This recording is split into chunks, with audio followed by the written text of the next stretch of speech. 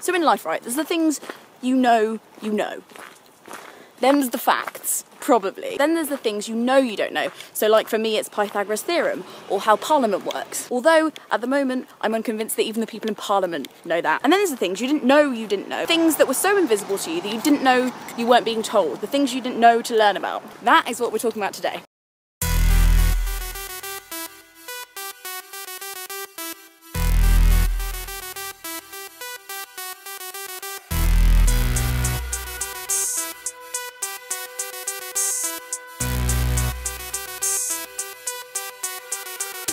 Did you recognise that footage? Well, if you did, it means you're watching my channel last year when I was absolutely obsessed with this new book called Eat, Sweat, Play. It's basically This Girl Can in a book, and I was obsessed. Not content with changing mine and many other women's relationships with their bodies across the country, Anna Kessel, the author of that book, is onto a new project. In collaboration with the Women's Sports Trust, she started this thing called the Blue Plaque Rebellion. Now, blue plaques are these really cool things we have in the UK that bring this prestige to houses where notable people have lived. So any of you who've tried to find some of these blue plaques around Britain will notice that there are lots and lots of sportsmen noted everywhere, but precisely almost no sportswomen. Now, Anna Kessel and the Women's Sports Trust are trying to fix that. So in this video, I have partnered with Pan Macmillan to bring you round some of the key spots in London where amazing sportswomen that you might not have heard of lived. And we're going to go with Anna Kessel and some of her expert friends to find out more about their amazing and pretty hushed up lives. Okay, Anna, where are we? First stop. What's this? We are at 60 Oxford Gardens, Okay. which is where the lovely Madge was born and lived with 4 servants. The family had 15 children. Bit posh, isn't it? It's very posh.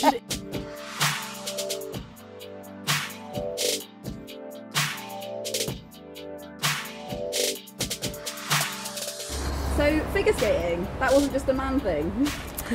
Well, I always thought it was a woman thing because it's kind of seen as, oh, it's so girly and they wear these pretty skirts. But apparently it wasn't back in the day. It was a male thing, and women were not allowed to figure skate. They were not allowed to compete. They were not allowed to win medals until lovely Madge came along. And she decided at the age of 21 that she would enter the World Championships in 1902, even though women were not supposed to compete. The clever thing was that nobody had written that rule down anywhere, and so she competed. And then, you know, the ice skating people tried to stop her and said, oh, it's only men competing. But she said, well, you haven't written it anywhere. And she went along and she competed in the first World Championships that a woman ever appeared, and she won a silver medal. How old is she when she did that? 21. That's amazing. 21. And if you can think, at that time, there were so many barriers. One of the reasons why they didn't want women to compete was because at that time women wore skirts all the way down to their ankles, and they said therefore the judges would not be able to tell if they were doing the moves properly. And so she started wearing shorter skirts. You can see they're slightly shorter. So she was pioneering fashion changes as well, and it would have just been a massive thing at the time. So what was different after Madge did that? What did she change? Madge competed in 1902 in the World Champs. The next few years she carried on competing against men.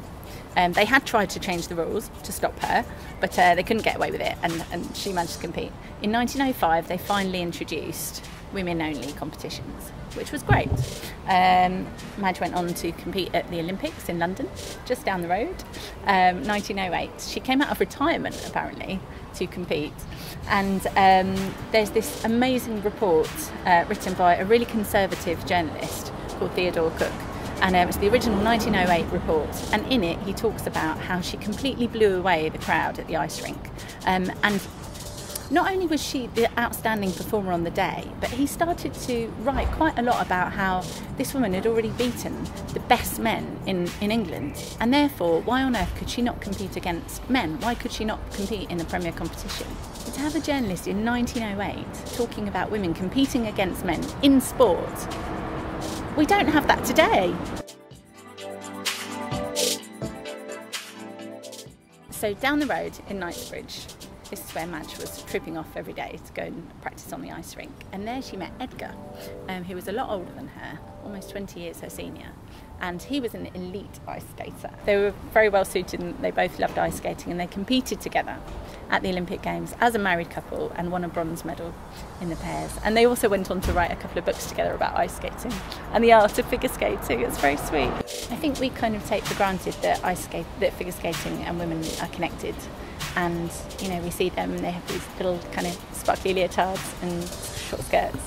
But at the time that Madge was competing, it was such a big deal, even just to lift her skirt a little, to have a shorter skirt. That was huge.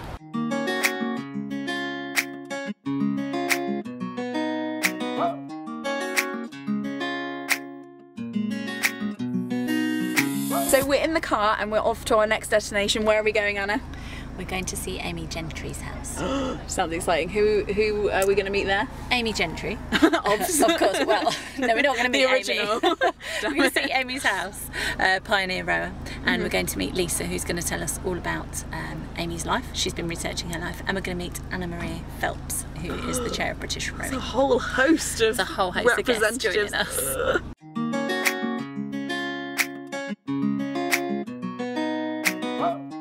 She played on the water all her life. Her father was very keen on the river and had been kind of messing around in boats, if you like, probably from being, you know, knee-high to a frog, as she puts it. But in terms of actual rowing, then she started in 1919, which was, there was a victory regatta in Weybridge, and she claims she was collected and coached to compete in this event. So from then on, then she built a kind of a ladies section at Weybridge Rowing Club, which is where she was originally collected into. And subsequently that broke away to be an entirely separate club, which still exists to this day, Weybridge Ladies Rowing Club, which is just a few hundred metres from Weybridge Rowing Club. The rowing community didn't acknowledge women at this point. This is 1923. So there are women rowing. Women have been rowing at this point for competing in rowing for certainly 30, 40 years. Throughout the 1920s, women's rowing is starting to carve a place for itself in what had been a very elitist, very masculine world. So the boat race was already at this point 100 years old. And that was, yeah, and this is, yeah, men's rowing already. Yeah, I mean, and formalised through boys' public schools and through the universities. Amy's reputation was very independent-minded. She was fairly oblivious to lots of social niceties, if you like. I was speaking to a woman who started rowing at university in the 1960s, and she'd met Amy Gentry, and her first meeting with her was in North London, so in a very ordinary location far away from the river, and she turns up in, you know, a heavy coat and wellies and this hat that's, you know, keeping all the rain off, and just completely oblivious to the fact that that would be not your usual dress for the meeting of a sporting committee. Well, she was very successful. Initially then she won races both in single sculls, in all kinds of boat categories, and doubles with her brother like we were talking about before. And she also participated in the first women's race, which took place on what's now the boat race course. Noteworthy really because it was such a long distance for women to be rowing, and this is still at a time where there's lots of concern over the extent to which women can physically exert themselves. The concerns that maybe, you know, the womb might fall out are still very real in a lot of... Fall out of the boat? Fall out of the body, means. Oh my God.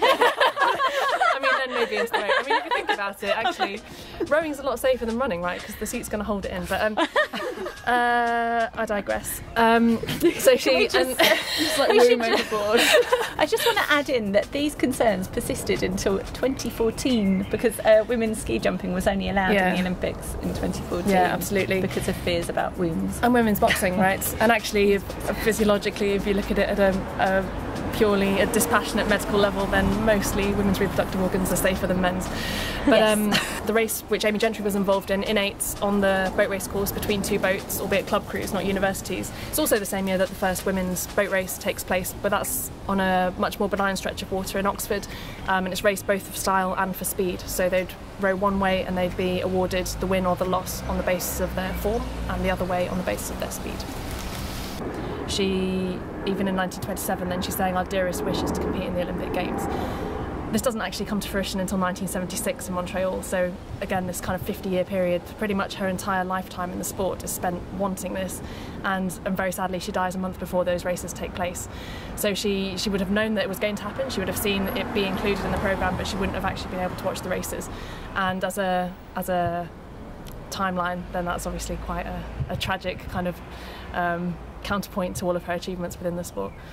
So this is Amy's letter to Lady Desborough of Whitesley Lodge, Hickling, Norfolk, 3rd of October 1927. good letters start. She writes, "My lady, it is with regret that I trouble you so soon again," so she must have been a persistent writer. "But it has just occurred to me you may be able to help us gain our dearest wish to compete in the Olympic Games." What I think is really lovely about this letter is the way she ends it, and she writes, "Trusting I have made myself clear and that you will be able to help us." She does tend to communicate in quite a direct fashion. This is one thing that she was definitely known for in the rowing community. But interestingly, she doesn't seem to pick up what we might call now a feminist mantle. She doesn't. She has written, in fact, that she doesn't think that she's encountered any prejudice on the basis of her gender in the sport. It's kind of hard to map that onto what was happening in the sport for me. Then that's in terms of the provision and the access to equipment, to all kinds of stuff. But I think that probably is her genuine perception, that there's no prejudice against women participating in the sport, apart from in things like this where there's literally a solid line drawn against them being able to access it.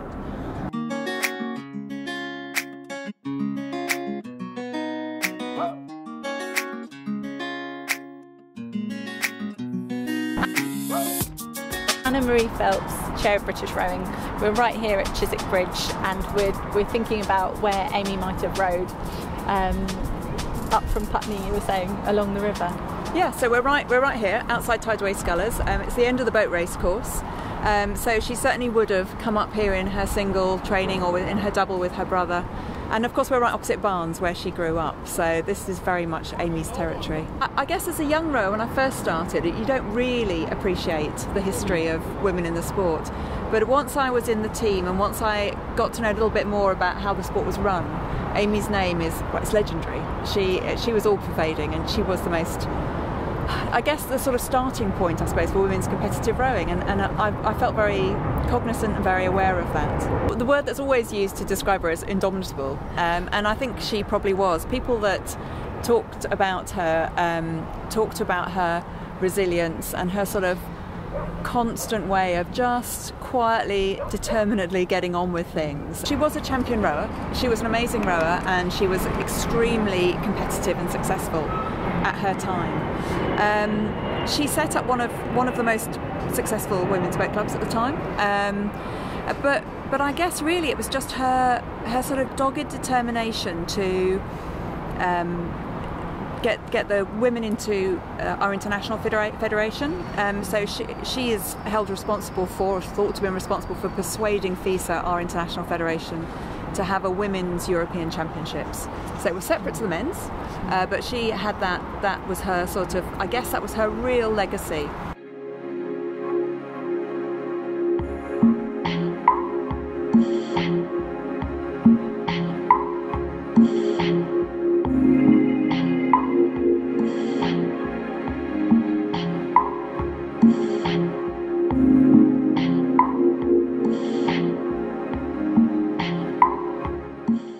So we're here with Rachel Harris Gardiner, editor of Speedqueens and an expert in women's motor racing since 1897. 1897. And what really blew me away about where we are is that it's of great historical importance to women's motorsport history, and yet nobody knows about it. It's got huge sporting historical significance going back to centuries and centuries. But when I was trying to arrange us coming here, nobody knew what I was talking about. The Rainley Club, what's the Rainley Club? So can you explain to us? Half the problem is the Rainley Club itself as an entity no longer exists. The actual building burnt down in 1951. And from the 1920s onwards, it almost becomes quite fashionable for women to be interested in cars and engineering and technology and that sort of thing. You get this real boom in female participation in motorsport, especially rallying. It goes hand in hand with a rise in women learning to fly planes, and you get some riding motorcycles and things like that. Behind us we've got this avenue of trees, and we think this would have been the main driveway to the building itself, leading out to this wonderful house and its grounds which are surrounding us now. So this race took place in 1900. We're now in 2017, and yet we're still talking about a lack of women in motor racing. We are. I mean, there are quite a lot. They're not really racing at the highest levels yet. We have had women in Formula One, but we've not had anyone female that is, make a Formula One start since 1992, which is pretty poor really. There are some girls coming through the ranks at the moment, so I'm hoping that that's going to change very, very soon. Motoring is a pastime for women, young, middle-aged and, if there are any, old. There may be pleasure in being whirled around the country by your friends and relatives or in a car driven by your chauffeur, but the intense pleasure, the actual realisation of the pastime comes only when you drive your own car. I have hunted and was one with those who declared that the most glorious of all outdoor life is in the saddle, on a clean, fast-jumping hunter. But when, by accident, I took up motoring, I found the exhilaration, the delights of the gallop doubled. It fascinated me, and it will fascinate any woman who tries it. Dorothy was important because she's the first really well-documented female racing driver we have. We have writings about her in newspapers. We have her own writings in the form of her articles that she wrote for newspapers and her book that she wrote, The Woman in the Car, in 1909. What about the rear view mirror? Because people say that she invented that. Well, the rear view mirror, it comes up in The Woman in the Car when she's talking about useful accessories to carry with you when you're driving. Cars of that time didn't have glove boxes, or well, they did have glove boxes that were actually used for keeping gloves in, and it was a drawer under the seat. And there's a whole chapter where she talks about unnecessary things. One of the other legends is that there was always a revolver in the drawer under her seat, but she used to carry a makeup mirror, like a hand mirror. And this wasn't just for checking her makeup, because she was very image conscious, but if you're driving along and you need to see behind you, you can just hold your mirror up, have a check, and that is the first recorded use of a rear view mirror. Dorothy was a brilliant self-publicist. She was in a lot of ways born 100 years too early. She would have been all over social media. She'd have been an Instagram queen, standing outside all the places she'd raced in front of cars with her Pomeranian dog that became part of her legend. She would have been all over it. She was just born 100 years too early, I think. When I was looking at all the different pioneers, I really fell in love with Dorothy. And I don't know whether it's just because she's a Jewish East End girl. Grandparents married at Spitalfields, Whitechapel Synagogue. And I kind of felt for her all the fantasies that she created around herself, and thinking about how she might have been excluded from some social stratas, and she wasn't old enough or experienced enough to drive in that first women's motor race at Rainley, but no, probably she wouldn't have been invited even if she was. No, I mean, she wasn't a member of the Rainley Club. When you look at her history, just looking at it without the cultural context, you'd think maybe she was the sort of person who wasn't a joiner, that she liked to stand out and do things by herself. Now, I don't know whether her heritage did play a part in this. It sort of forced her hand a bit, and I think we'd be quite naive to think that it didn't. She talks quite glowingly of the Ladies' Automobile Club, but I've never found any evidence that she was a member. There's a couple of reasons for this.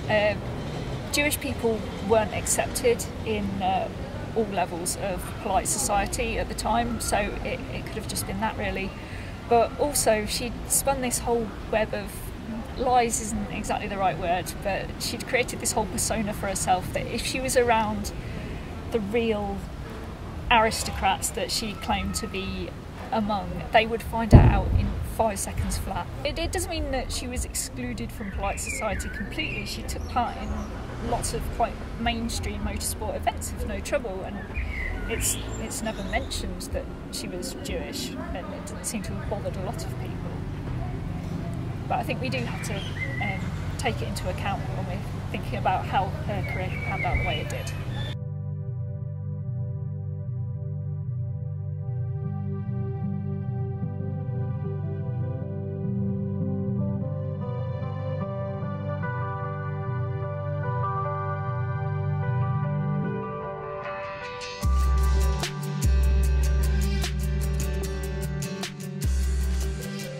Thank you to Anna Kessel, Pan Macmillan and the Women's Sports Trust for making this video possible. Tell me in the comments below any more forgotten women in sport that you might know of, and I'm leaving a link to all of the tons of videos I made about Eat, Sweat, Play in the description, so do check that out because the paperback is out now and it's amazing. I would not have what is heading towards being a great relationship with my body if it wasn't for that book. Keep getting gumption, and I'll see you in my next one. Frog Snog out.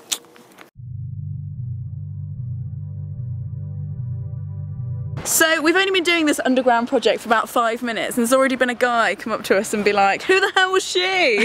We had to educate him, didn't we? He said, why haven't I heard of her? And we'd be like, well sir, that's the point.